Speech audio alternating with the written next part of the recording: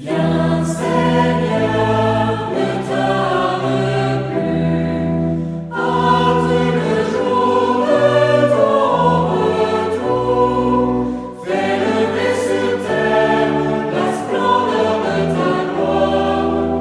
Fais lever sur terre la splendeur de ta gloire.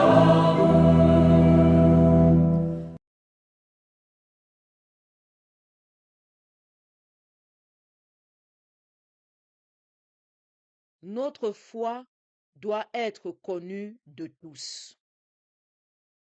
Le Christ nous demande de manifester ouvertement notre foi devant les hommes. Notre appartenance au Seigneur doit être connue de tous, car nous n'avons pas à craindre ni à avoir honte de témoigner. Pour ce faire, il nous faut laisser éclairer, il nous faut nous laisser éclairer et conduire par l'Esprit Saint qui nous montrera ce qu'il faut faire en temps opportun et nous donnera la force pour l'accomplir. En nous laissant conduire par l'Esprit de Dieu, nous demeurons dans la vérité de l'Évangile et c'est là que notre lumière brille aux yeux de tous. Dans le Christ, nous sommes des lumières et nous devons éclairer nos frères. Frères et sœurs bien-aimés, nous avons un réel défi de vérité dans notre monde qui est dominé par le mensonge et l'hypocrisie. Le monde aime les menteurs et les hypocrites. Notre témoignage est capital pour rétablir la vérité pour nous-mêmes, pour nos frères et sœurs et pour le monde.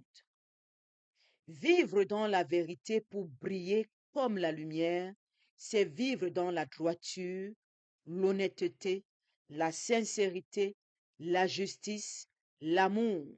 C'est faire le bien sans relâche pour que notre vie soit un jardin de vertu. Si nous choisissons la droiture et la vérité, préparons-nous à l'épreuve en laissant l'Esprit Saint nous guider et nous fortifier dans notre challenge. Aujourd'hui plus qu'hier, il nous faut produire les fruits de la lumière, car nous n'appartenons pas aux ténèbres. Notre monde nous combat quand nous choisissons de vivre dans la lumière.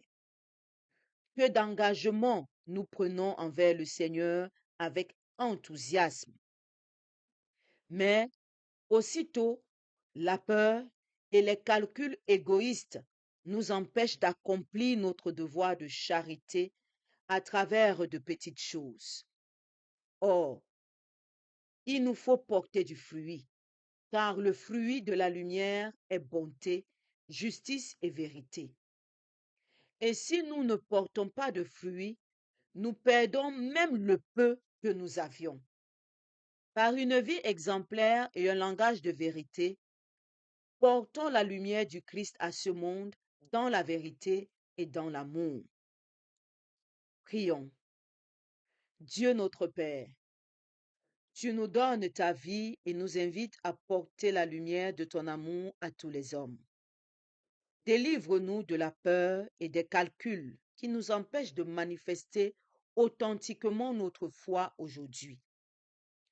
Fortifie en nous les dons de ton esprit pour nous rendre aptes à diffuser efficacement ta lumière dans la nuit du monde, afin d'anticiper les ténèbres. Par Jésus le Christ notre Seigneur. Amen. Loué soit Jésus-Christ à jamais. Aujourd'hui, le Seigneur nous appelle à produire les fruits de la lumière, parce que nous n'appartenons pas aux ténèbres. Nous sommes des êtres de lumière. Nous sommes des enfants de lumière.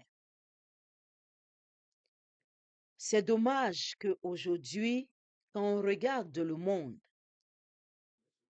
que ce soit les chrétiens, les personnes qui se disent chrétiennes, qui sont les ambassadeurs des ténèbres, qui sont les porte-paroles des ténèbres, qui brandissent haut et grand les fruits des ténèbres. Et après, ils disent, Dieu est amour, Dieu est miséricorde.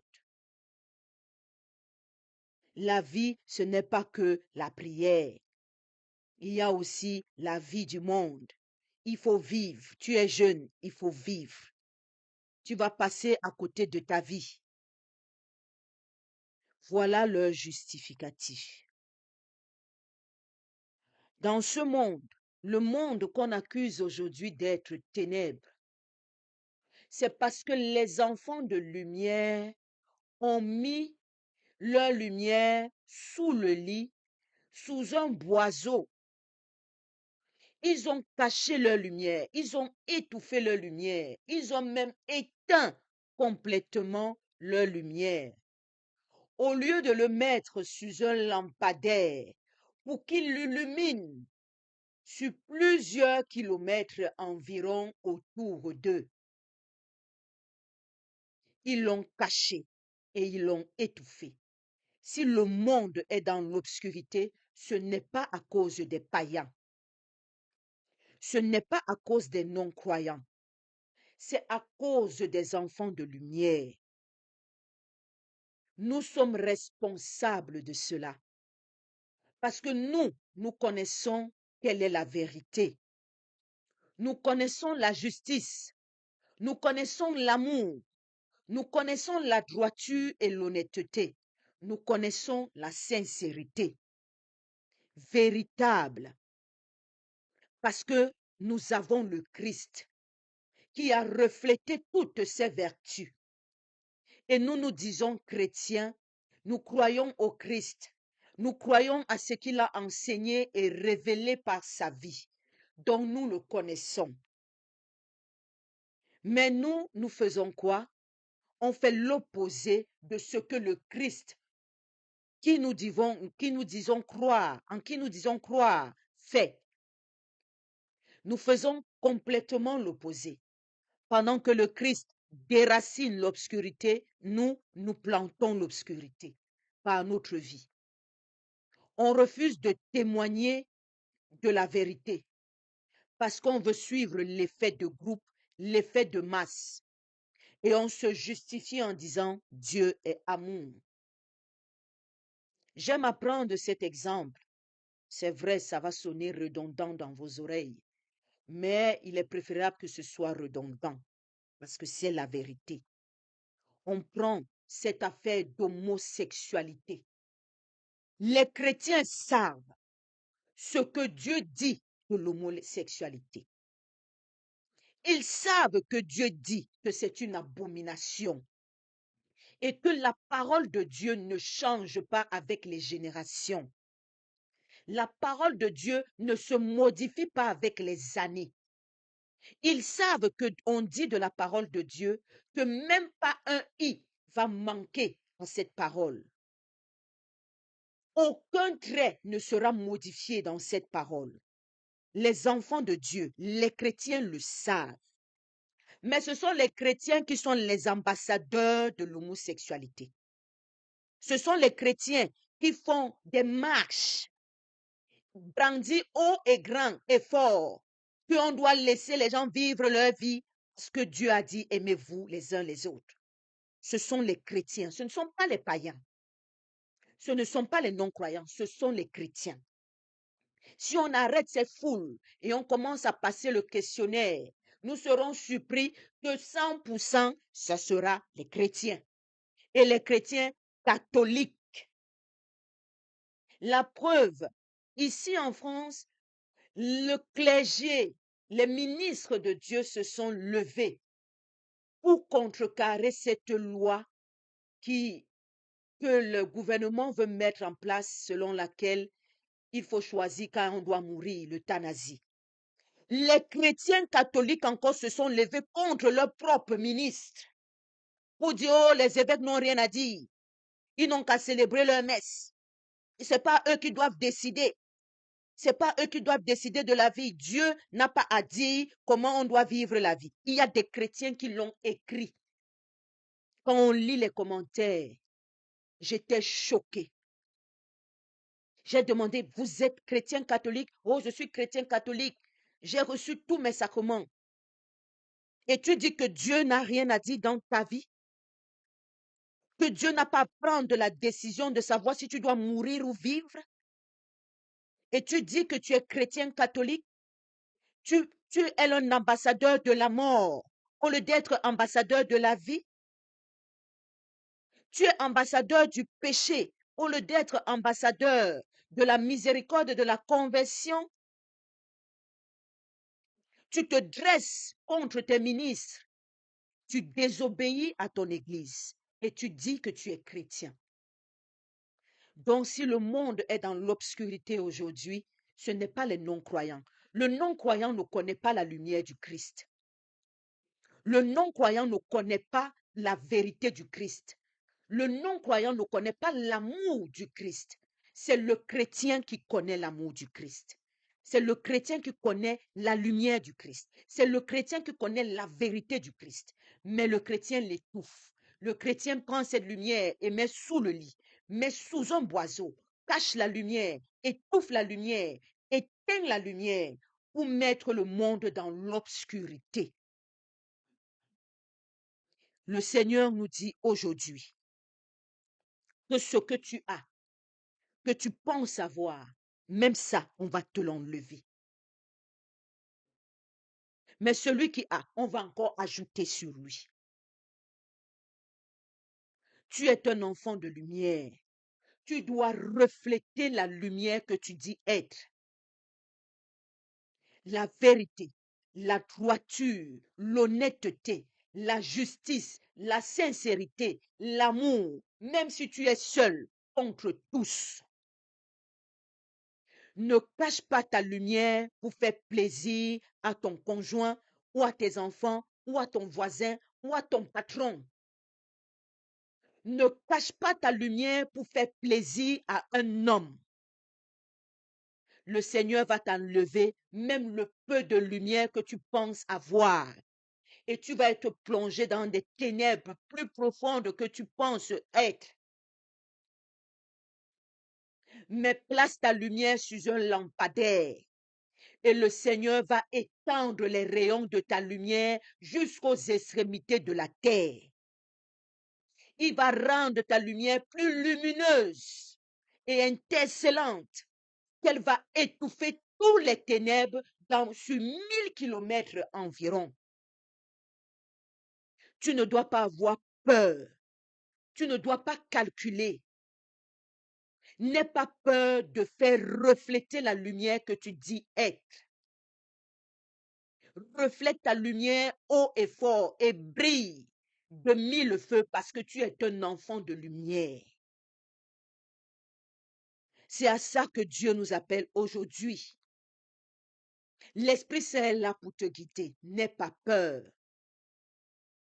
Parce que quand tu es dans la lumière, les ténèbres vont te persécuter. Je vous l'ai toujours dit, notre professeur de catéchèse nous disait, pour distinguer un prêtre, regarde le prêtre qui est très tenté. Celui-là est dans la grâce de Dieu. Parce que le mal a horreur de la lumière. Voilà pourquoi il tente cette personne pour éteindre sa lumière. Parce que sa lumière l'éblouit. Sa lumière l'empêche de faire ces choses mauvaises sans que personne ne voie. Ta lumière l'éblouit. Si tu te sens persécuté, si tu te sens oppressé, n'aie pas peur. Ça veut dire que tu es véritablement dans la lumière. Si ta vie est persécutée en longueur de journée, persévère. Ça veut dire que tu es dans la lumière. Le mal a horreur de la lumière. Il fait tout pour t'étouffer, pour te décourager, pour te déstabiliser, pour que tu éteignes ta lumière et que tu le caches. Tu caches cette lumière qui est en toi. Tu ne dois pas avoir peur. Bien au contraire, tu dois persévérer. Tu dois persévérer et tenir ferme dans ta foi. Parce que tu n'es pas seul. L'Esprit Saint est avec toi. Dieu est à tes côtés. Même si on te pointe du doigt, même si on te critique, persévère. Parce que tu sais en qui tu as mis ta confiance. Tu ne vis pas pour l'homme, tu vis pour Dieu. C'est Dieu que tu dois plaire et non l'homme. Alors les ténèbres qui t'assaillent, qui te titillent, c'est parce que ta lumière l'éblouit. Si ta lumière ne l'éblouissait pas, il n'allait même pas te calculer. S'il te calcule, c'est parce que ta lumière l'éblouit.